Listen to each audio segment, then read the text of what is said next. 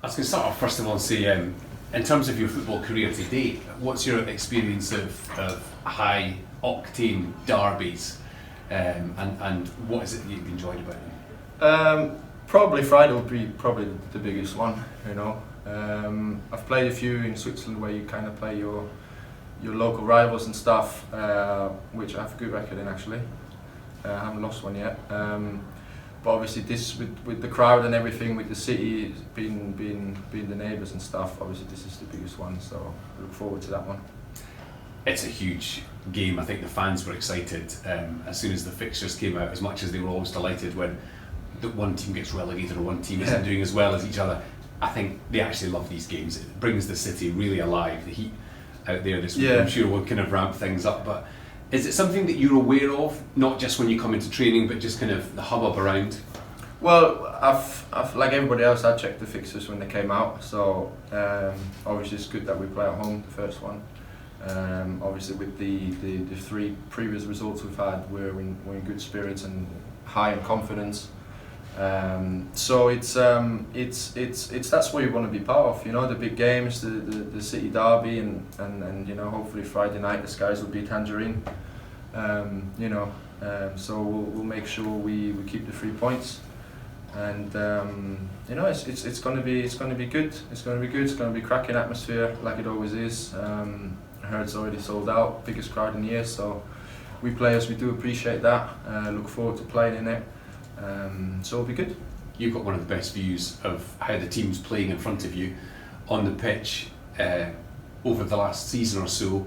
It's not always fired on all cylinders, but what's different this year? Is it just the fact that there's that, you know, cracking goal scorer right at the top of the pitch who's putting away every chance? It does help, yeah, it does help, but it's also it takes a bit of time to get used to. Obviously, the managers come in, so we're kind of in our second year, so you kind of would hope for us to progress in the way we play and everything, and I think it's really come together. So starting in pre-season, he put pictures in our heads, what he wants to do, what he expects us to do, which helps. If you go on the pitch and he tells you, I want you to do A, B and C, and you go out there and do it, you know what you're doing, you've been prepared well in training, you know everything, so it helps. So obviously it's we've had a good start, but you know, the foundation for all those results were hard work, you know, and then obviously every team's going to say, oh, we worked hard in pre-season and everything, but you know, we did really work hard, you know. So we've been running up and down and been chasing balls and stuff in training, so hopefully that translates on a Saturday, on a Friday, whatever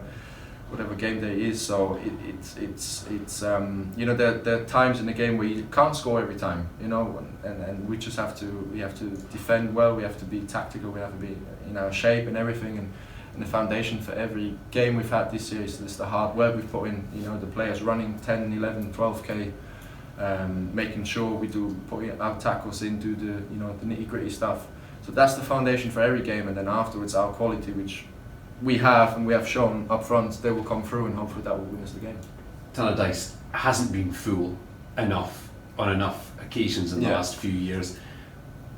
How much does that help you when you know you've got a full East Stand behind you, when you know you've got, you know, 10,000 odd Dundee United fans have all come out for this fix? You know, what does that change for you as a player? Well, it's going to be loud, which means I have to scream a little more, but in a good way. So it does transfer onto his players. Obviously, if we know the crowd's up for it, obviously it can help if we're going through a little bit of a bad spell in the game, which you're going to have automatically because you're not always going to be on top. So if the crowd's really loud and singing and this and that, and it does transfer onto us. So you know, towards the back end of last season when we went to the playoffs and everything, you know, it was magnificent. You know, and I would imagine on Friday night will be 10 times more, you know. So it's going to help us a lot, transfer positive energy from the fans onto the pitch. We do appreciate it, but it's at the end of the day, it's just another game, you know. So you still have to do your job, whether 5 people are shouting at it or 10,000 people are shouting at it. So it's the same pitch, it's the same size. It's us 11 against their 11. So just make sure we're not too hyped up and everything. Make sure we're focused on what's actually at stake, and like I said before, the hard work, the humility on the pitch, it's what lays the foundation. And obviously if the fans see we're working hard, we're trying, we're covering every blade of grass, then obviously together we will, you know, they can be a 12 man, you know, no doubt about it. So especially it's one of the biggest stadiums in the championship, so it's going to be good. Benjamin, you mentioned that it's been a great start to the season, a perfect start to the season, but is it important to maybe lay down a marker at home against one of your main competitors? Yeah, absolutely. So especially at home, you want to be a fortress. So it's 3 points at stake on Friday. It doesn't really matter who we play. So obviously it's going to be a big occasion for the whole, for the city. Let's say for our part of the city, because we have such a good start, and that's what we expected to have. But then also we have to have the mentality to continue like that. We can't just relax now and say, listen, we've won the first through and this and that. So we have to keep building on the momentum we had, and obviously the 3 wins to start the season is good, but it hasn't been perfect. So maybe results-wise it's been perfect, but there's still things to improve on. And I hope on Friday night we'll put it, our best performance forward, because we need to. Because if we're not at it, we're not just going to go into a game and think, 80% is enough. It's not enough in that league, so especially not in a derby. So everybody needs to get their mind right on what's at stake on Friday. And Dundee are unbeaten in the last 6 against Dundee United. Is it extra motivation maybe for the players to break that run of form? I don't know. I think most of the players here, they haven't played in those games, so I suppose it's a bit different, But what counts is Friday night, and then we'll see after that. So, but it's obviously I understand tradition is important and stuff, but at the end of the day, we want to win on Friday, and then we want to have a tradition of winning our games, of being a good club, and it's going to be a good occasion on Friday. And like you said, to put a marker down will be important, send a message to everyone else, but it's about winning a football match, not about sending messages. This is your first Dundee Derby that you've been involved in. Yeah. What are you looking forward to most?